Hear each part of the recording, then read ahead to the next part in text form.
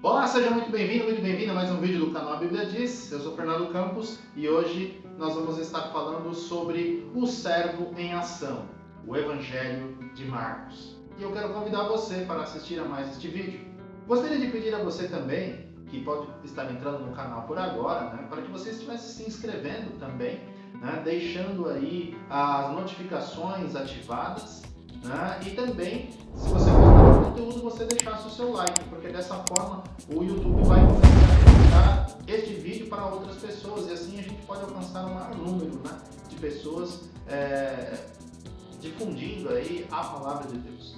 E que Deus te abençoe. Falando sobre o Evangelho de Marcos, dando continuidade àquilo que estamos fazendo sobre essa série de vídeos sobre os Evangelhos, falamos no último vídeo sobre o Evangelho de Mateus, agora vamos estar falando sobre o Evangelho de Marcos, seguindo a sequência que nós temos aí na própria Palavra de Deus. Falando a respeito de autoria, data e local, da mesma forma que nós falamos da outra vez, Este Evangelho, como ele é um dos sinóticos, juntamente com o Evangelho de Lucas e também o de Mateus, ele tem pouca coisa que ele apresenta em seu conteúdo que não apareça nos outros dois. Na verdade, apenas 55 versículos não aparecem em Mateus, do total de versículos que tem no livro, no Evangelho de Marcos.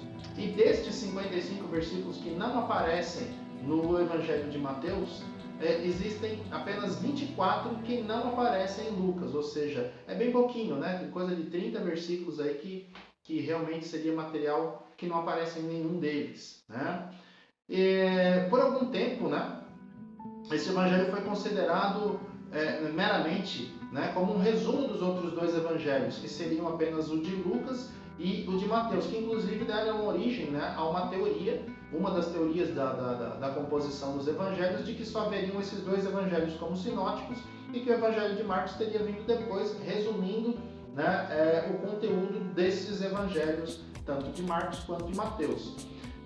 Posteriormente, isso bem depois, bem próximo dos nossos dias, ou seja, no século XIX, chegou-se à conclusão de que Marcos, na verdade, ele serviu de base para os outros dois evangelhos. Então, teria sido exatamente o contrário. Marcos, então, não teria vindo depois, mas teria vindo primeiro, Sendo, então, assim, o mais antigo relato sobre a vida de Jesus. A maioria dos estudiosos defende que a tese de que Marcos teria sido escrito por volta do ano 63, que seria o período de uma perseguição imposta pelo imperador romano Nero, inclusive no ano 64, é o ano em que Roma é incendiada, ou outros colocam aí uma data entre 55 a 70 depois de Cristo, ou seja, ainda antes da destruição de Jerusalém.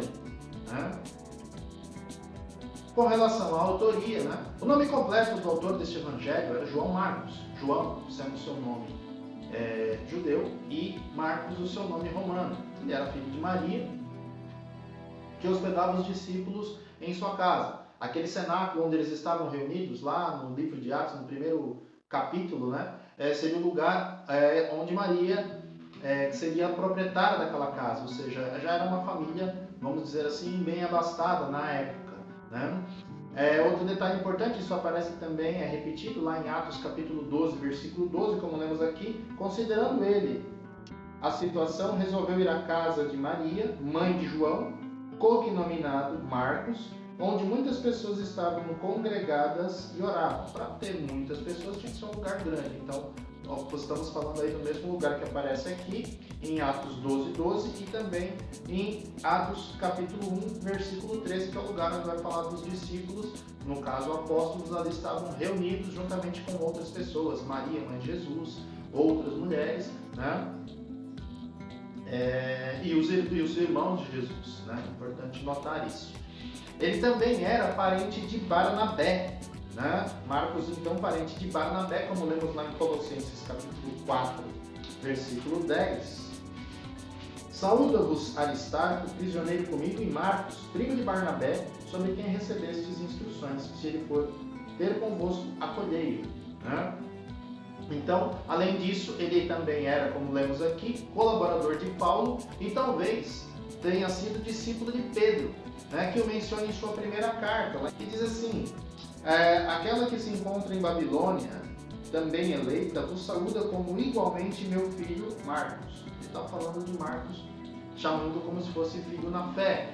Né? Quanto ao local aí onde o evangelho teria sido escrito, ele foi escrito em Roma ou Antioquia da Síria, né? Antioquia da Síria, onde havia aquela igreja que se tornou aí, vamos dizer assim, a igreja missionária, né? De onde o evangelho dali se espalhou para o mundo conhecido da época. Características e público-alvo. A ênfase deste evangelho, ela é muito mais na ação, ou nas ações, melhor dizendo, de Jesus, do que nos seus discursos. Prova disso é que Marcos registra 18 milagres e apenas 4 parábolas. E também o sermão escatológico que está resumido no capítulo 13. Se for comparado, por exemplo, com Mateus capítulo 24 ou Lucas capítulo 21, que nós veremos em breve, né? Como sermão escatológico. Então ele tem muito menos discursos ou narrativas como vimos anteriormente. Ele procura também, segundo ponto, procura proclamar em cada uma de suas páginas que Jesus é a revelação definitiva de Deus. Terceiro ponto, mostra também que em Cristo temos o Messias esperado na antiguidade, trazendo consigo aí o sinal imediato da manifestação do reino de Deus, ou seja, Jesus chegou fazendo as coisas acontecerem, né? Marcos apresenta também a Jesus como servo. Esse é um aspecto muito importante, ao passo que nós falamos que o Evangelho de Mateus apresenta Jesus como rei, né, como rei esperado, como o Messias esperado. Marcos também mostra que Jesus é o Messias, né, também faz essa conjunção de fatos, né, mostrando que Jesus também é o Messias, mas também mostra Jesus como servo, né? Porque veja a diferença dele com o Evangelho de Mateus. O Evangelho de Marcos você não tem genealogia, ele já começa de forma abrupta, de forma direta, de forma objetiva, né? Falando, olha, Evangelho de Jesus Cristo, Filho de Deus, né? Os romanos não estavam aí interessados em genealogia, mais uma dica talvez para quem ele tenha sido escrito, né? Os romanos não estavam interessados em genealogia, mas em ação, em saber aquilo que Cristo fazia, aquilo que ele tinha, o seu poder, né? Um servo também não tem genealogia, né? Uma coisa importante de se notar, né? Jesus então apresenta-se como aquele que veio para servir e não para ser servido, que é, vamos dizer, para mim particularmente, um versículo chave aí, Marcos 10, 45, né? Pois o próprio Filho do Homem não veio para ser servido, mas para servir e dar a sua vida em resgate por muitos. Outro ponto, Marcos ele se detém em explicar termos judaicos para os seus leitores. Se os leitores estivessem familiarizados com essas questões, ele não precisaria estar explicando, mas ele faz questão de explicar isso por quê? Porque provavelmente o público ao qual ele destinou sua mensagem, seu evangelho, não estavam familiarizados com isso. Quando Jesus ressuscita a filha de Jairo, ele a toma pela mão e disse: Talita cumi, que quer dizer menina humano, levanta-te. Por exemplo, né? A gente tem outras passagens onde isso ocorre, né? Poderíamos colocar ainda outras, né? Sexto ponto, Marcos ele preocupou-se em explicar os costumes judaicos. Então, além de explicar os termos, ele vai explicar também os costumes. Em várias ocasiões, Marcos explica os costumes judaicos e os explica para os seus leitores. Podemos ver alguns exemplos lá em Marcos 7, versos 3 e 4, onde ele vai dizer: Pois os fariseus e todos os judeus, observando a tradição dos anciãos, não comem sem lavar cuidadosamente as mãos. Quando voltam da praça, não comem sem se aspergirem. E há muitas outras coisas que receberam para observar, como a lavagem dos de copos, jarros e vasos de metal e também canas, né? No próprio capítulo 7, verso 11, vós porém dizeis: se um homem disser a seu pai e sua mãe, aquilo que poderias aproveitar de mim é corbã, isto é, oferta para o Senhor. Então ele está explicando o significado de corbã. E nós poderíamos enumerar aí outras passagens onde isso ocorre, de Marcos, né, explicando aí os termos judaicos para os seus leitores. Sétimo lugar, Marcos usou várias palavras latinas. Isso pode ser constatado observando-se algumas passagens. Marcos 5, 9, por exemplo, vai dizer, e perguntou-lhe, qual é o seu nome? Respondeu ele, Legião é o meu nome porque somos muitos. Legião era um termo romano, né? Ou um termo latino. No capítulo 12, verso 15, mas Jesus, percebendo-lhes a hipocrisia, respondeu, por que me experimentais? Trazei-me um denário para que eu o veja. Denário, o tipo de moeda, né? Então, ele se refere a isso, né? E temos ainda outras passagens, né? Aqui mesmo, nesse mesmo capítulo, no verso 42, vindo, porém, uma viúva pobre depositou 2 pequenas moedas correspondentes a um quadrante, né? Que era uma moeda romana.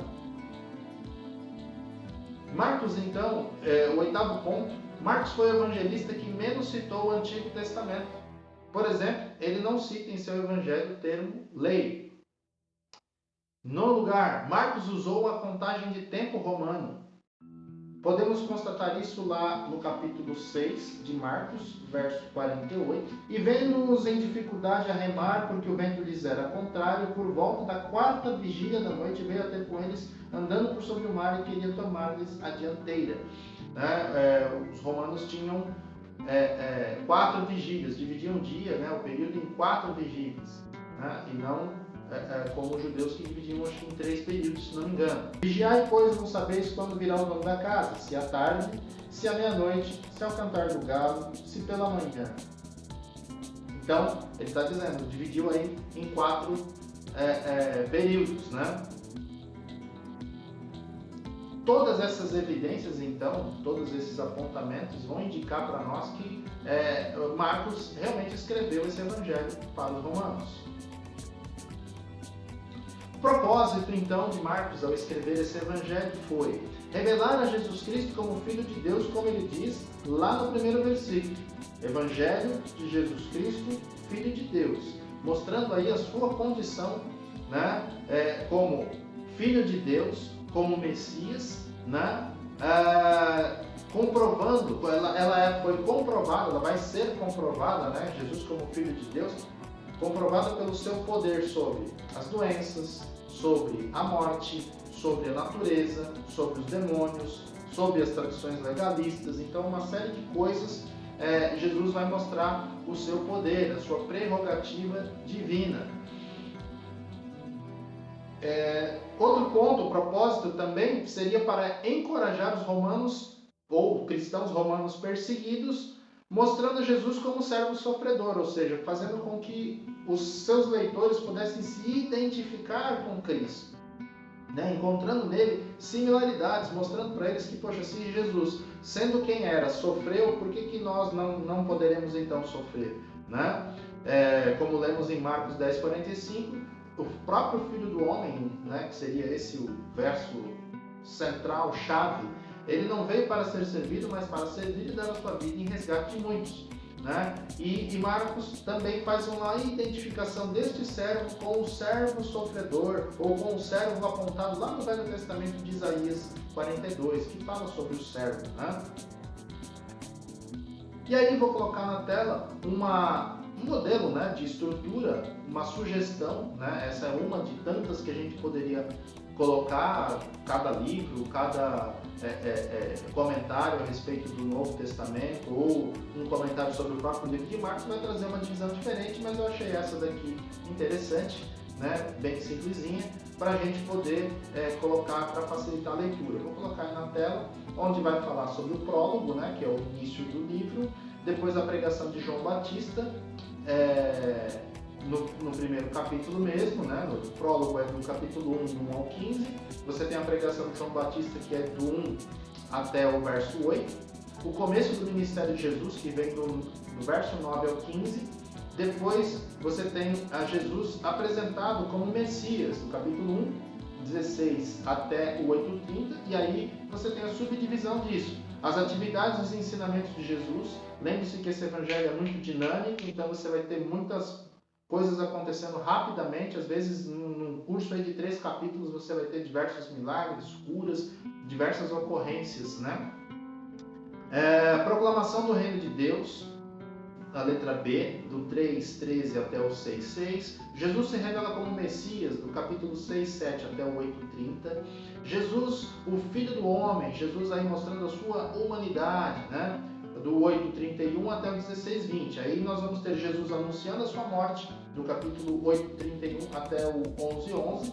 As atividades de Jesus em Jerusalém, né? Então aí você vai perceber que boa parte do Evangelho de Marcos então vai se dedicar à morte de Cristo, né? Vai enfatizar, como muito mais do que os outros até, a questão da morte de Cristo, né? A paixão, morte e ressurreição finalmente nos capítulos 14 até o 16:20. A conclusão: após a gente ler esse Evangelho e verificar toda a revelação que ele faz de Cristo, não tem outra alternativa a não ser reconhecê-lo como Messias, como Filho de Deus, como Senhor, como Redentor, que veio a dar a sua vida em nosso favor. Espero que você tenha gostado. Esse foi então o Evangelho de Marcos, e como o relato de Marcos é breve, eu também estou sendo breve nas minhas palavras aqui.